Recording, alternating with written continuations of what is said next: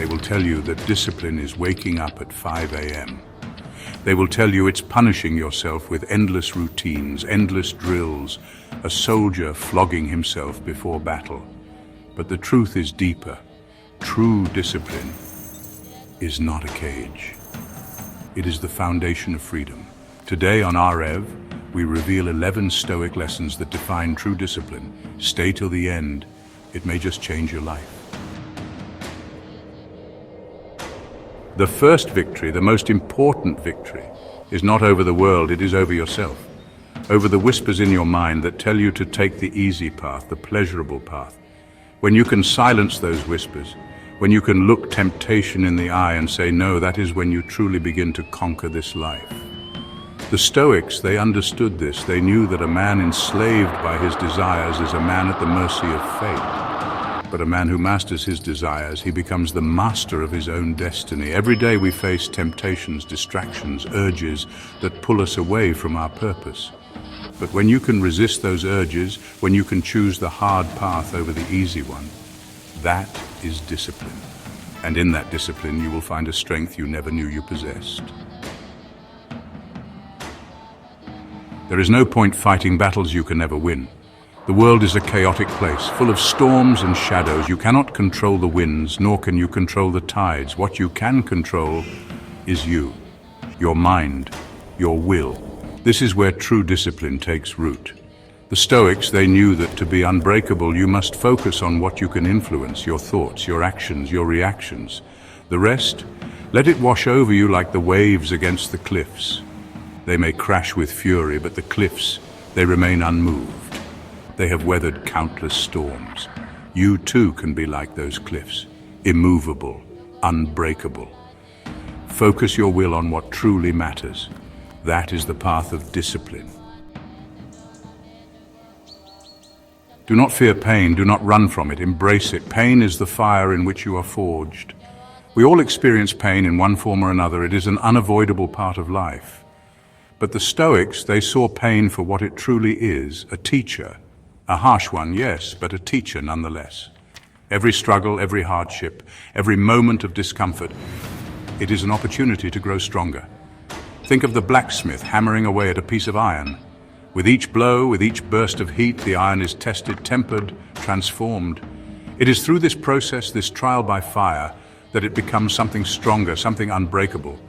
So do not shy away from the challenges that life throws your way. Let them forge you into the best version of yourself. Chapter 4. Set clear rules for yourself. A Stoic is not a slave to whims and impulses. He is a man of laws, his own laws. He sets standards for himself, standards that are higher than what the world demands, and he lives by them, unwavering, uncompromising. Why are these rules so important? Because they provide a framework, a structure in the chaos of life. They are your compass, guiding you through the darkness. Without them, you are adrift, tossed about by the ever-changing winds of circumstance. Let them reflect the best version of yourself, and once you have set them, guard them with your life. Chapter 5. Embrace delayed gratification. We live in a world of instant gratification, a world of shortcuts and fleeting pleasures, but true satisfaction, true fulfillment that comes from patience, from delaying gratification. Think of the farmer who plants a seed in the ground. He does not dig it up every day to see if it has sprouted. No, he tends to the soil, he waters it, he waits. He understands that the greatest rewards take time to grow. And so it is with everything in life that is truly worthwhile. Strength, wisdom, mastery. They are the result of consistent effort, of discipline maintained over time. Chapter 6. Discipline is saying no without guilt. No, such a small word, yet it holds such power. To say no to distractions, to temptations, to anything that pulls you away from your true purpose, that is discipline in action. That is how you build an unbreakable spirit. But for many, saying no is a struggle. It comes with guilt, with a fear of missing out. We are conditioned to please, to conform, to say yes to every opportunity that comes our way. So do not be afraid to say no. Your future self will thank you for it. Chapter 7. Stick to the process, not the outcome. Do not become fixated on the end goal, on the accolades and rewards that may or may not come. A Stoic does not seek external validation. He seeks internal excellence. True discipline is not about the destination. It is about the journey. It is about showing up every single day and doing the work, even when no one is watching, even when the results are not immediate. The outcome, that is often beyond our control. We cannot always choose the hand we are dealt, but we can choose how we play it. Chapter 8. Train your mind as hard as your body.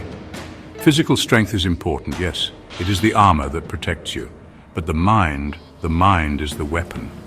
And like any weapon, it must be honed, sharpened, made ready for battle. The Stoics understood that a disciplined mind is a powerful mind. It is a mind that can withstand adversity, overcome challenges, and achieve great things. So how do you train your mind? Through study, through reflection, through the constant pursuit of knowledge and wisdom.